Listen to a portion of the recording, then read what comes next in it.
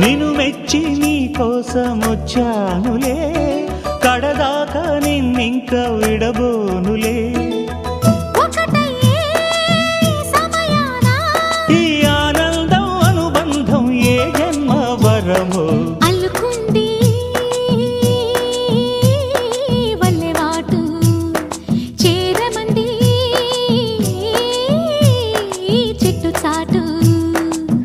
కొండమల్లి కొండ మల్లి కులుకు ఎందుకే, కుర్రగాడు కన్ను కొట్టి పిలిచినందుకే.